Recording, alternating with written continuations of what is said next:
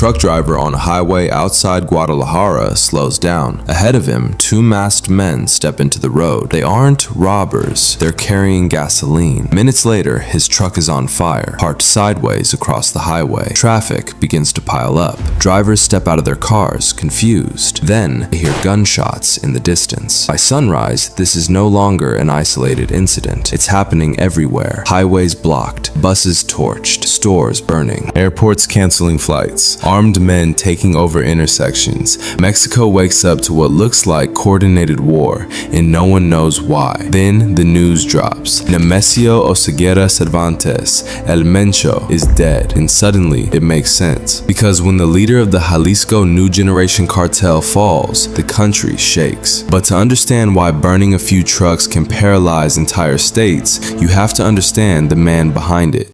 In the operations of Mexican cartels, power is often loud. Gold-plated rifles, music videos, public displays of wealth. But El Mencho was different. He didn't crave attention. He avoided cameras. He avoided public appearances. He avoided patterns. For years, there were barely any verified photos of him. Even his voice was rarely heard. He operated like a ghost. Born in 1966 in rural Michoacan, his early life wasn't extraordinary. Like many young men from the region in the 1980s, he crossed into the United States looking for work. Instead, he entered the drug trade. At 19, he was arrested in California for heroin distribution. He served time, then he was deported back to Mexico. That moment could have ended everything. Instead, it became the beginning. Back in Mexico, he briefly worked as a local police officer. Yes, the future leader of one of the most violent criminal organizations in modern history once carried a badge. But the line between authority and organized crime in certain regions was fragile, and eventually he crossed it, quietly, strategically, permanently. By the mid-2000s, Mexico's cartel landscape was unstable. Major organizations were fighting for territory. Leaders were being arrested or killed. Around 2009, El Mencho formed what would become the Jalisco New Generation Cartel. At first, it was small, regional, almost overlooked, but it grew differently. It wasn't built just on smuggling routes. It was built on structure, discipline, military-style organization. Within a few years, the CJNG wasn't just another cartel. It was expanding faster than anyone expected, and it wasn't subtle about it. Videos began appearing online. Dozens of masked men standing in formation, armored vehicles painted with cartel insignia, high-powered weapons displayed openly. This wasn't street-level crime. This looked like a private army. And unlike older cartels that preferred to avoid direct confrontation with the state, the CJNG sometimes challenged it openly. Security convoys were ambushed. Military helicopters were targeted. Entire towns were forced into submission. The message was simple. We are not hiding. We are stronger than you think. And at the top of it all, the ghost remained invisible. Across the border, the situation was becoming impossible to ignore. The United States was deep in a fentanyl crisis. Synthetic opioids were flooding cities at record levels. Authorities traced major supply chains back to Mexican criminal organizations, especially CJNG. U.S. agencies labeled El Mencho one of the primary drivers of fentanyl trafficking. A $15 million reward was placed on his head. It was one of the highest bounties ever offered for a drug trafficker. The pressure on the Mexican government increased. This wasn't just about domestic security anymore. It was international. But catching him wasn't easy. He didn't use smartphones the way others did. He avoided predictable routines. He trusted almost no one. Years passed. Raids failed. Rumors spread. False sightings surfaced. Some even questioned whether he was still alive. But he was, and he was watching. What made El Mencho dangerous wasn't just violence. It was control. The CJNG expanded into multiple states. It secured smuggling routes. It reportedly built alliances where useful and destroyed rivals were necessary. And unlike some cartel leaders who ruled through charisma, he ruled through fear and structure. His organization moved fast. When local authorities resisted, pressure followed. When rivals pushed back, they disappeared. When territories were targeted, overwhelming force responded. Yet, he never appeared on camera boasting about it. He didn't need to. The fires on the highways did that for him. Back to February 22nd. Now, imagine you are an average citizen that morning. You turn on the news. You see burning roads. You hear reports of coordinated blockades across multiple states. You learn that it all began after one piece of information leaked. In Mexico, the army has confirmed the death of one of the country's most feared drug lords, known as El Mencho, caught and killed in a dawn raid.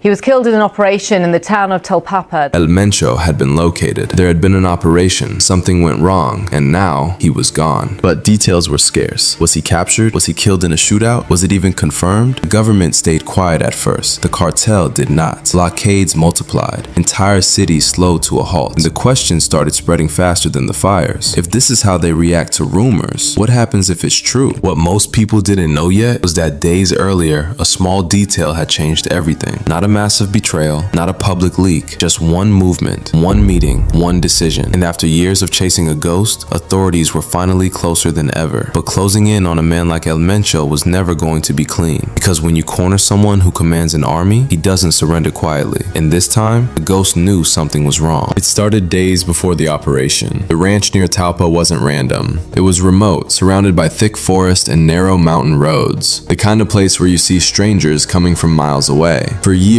El Mencho had survived by staying mobile. He avoided long stays. He avoided patterns. But this visit was different. It was supposed to be quiet, personal, short. That was the first crack. Authorities had been monitoring someone close to him. Not a commander, not a financial operator, not a weapons supplier, someone personal, someone emotional. And unlike cartel logistics, personal relationships are harder to control. Phones get turned on, routes become predictable, meetings are scheduled. A date was set, and for the first time in years, intelligence wasn't chasing rumors. They had timing. The green light. The decision to move wasn't taken lightly. If he wasn't there, they risked exposing their surveillance methods. If he was there and escaped, he would disappear for years again. But the window was closing. Shortly after midnight on February 22nd, special forces began positioning around the mountain roads. No sirens, no headlines, no leaks, just quiet movement in the dark. Infantry units sealed outer routes first. Snipers positioned themselves on elevated ridges. Helicopters remained at distance, engines low. The plan was to move before dawn, when visibility is poor and human reaction time is slower.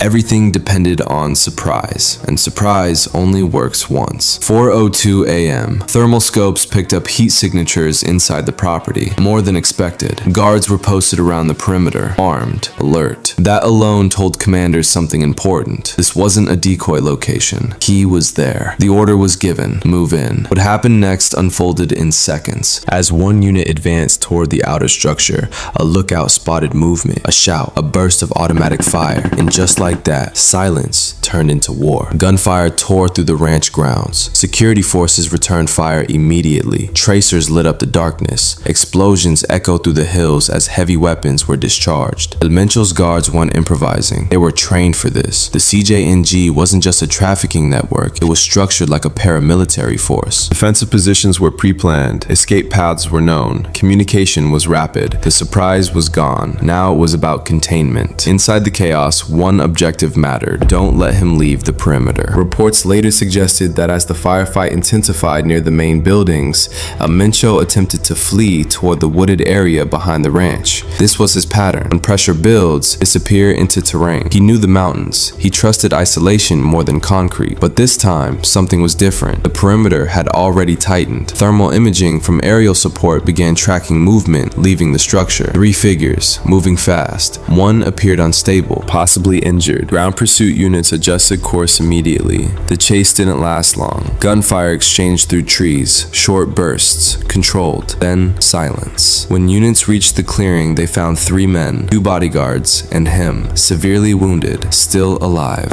For a brief moment, history paused. After years of rumors, sightings, and failed raids, the ghost was physically there. No tunnels, no disguises, no last-second miracle. Captured. The radio transmission confirming identity was short, calm, almost unreal. Target secured. But victory was fragile. He was losing blood. Medical personnel were rushed in immediately. Stabilization efforts began on-site. A decision was made quickly. He needed advanced treatment in Mexico City. Alive. That word still mattered. Alive meant trial. Alive meant interrogation. Alive meant intelligence. Alive meant sending a message that even the most powerful were not untouchable. He was loaded onto a military aircraft under heavy guard. As the helicopter lifted off, smoke still rising from the ranch below, something else was already happening across the country. Word was spreading. Not officially, not through press conferences, through encrypted channels, through whispers, through the cartel's own network. And once the news reached CJNG commanders, the protocol activated. Somewhere between the mountains and Mexico City, his condition worsened. Despite emergency efforts, Nemesio Oseguera Cervantes died before reaching the hospital, 59 years old. After years of surviving raids, manhunts, betrayals, and wars, he didn't die in a palace. He didn't die in a courtroom. He died in transit.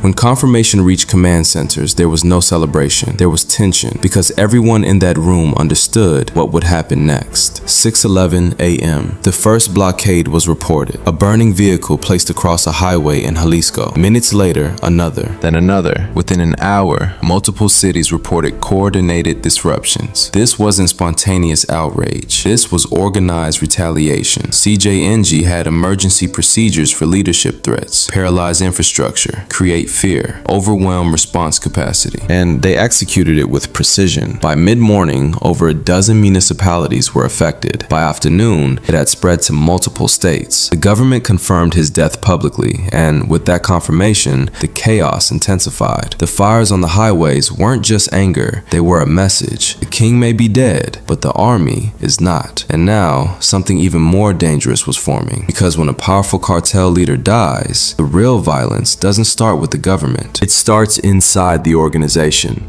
And this time, there was no clear heir waiting in the shadows, only ambitious men, armed men. So, what now? As of now, the CJNG remains operational. It still controls key regions. It still has financial power. It still has armed capability. The question is not whether the organization survives. The question is, what version of it survives? A fragmented cartel fighting itself? A restructured cartel under new leadership? Or a decentralized network that becomes harder to track? Each possibility carries risk. Each possibility shapes the future of violence differently. When Mencho died aboard that aircraft, it closed one of the most intense manhunts in recent Mexican history, but it did not close the story. The burning highways were not the end. They were a warning. The empire he built through fear, organization, and calculated expansion does not disappear overnight. Empires built on power rarely do. They shift, they evolve, they adapt, and sometimes they grow in darker directions. The ghost is gone, but the shadow remains. And whether February 22nd, 2026 becomes remembered as a turning point towards stability or the spark of an even more violent chapter will depend not on one man, but on what rises next.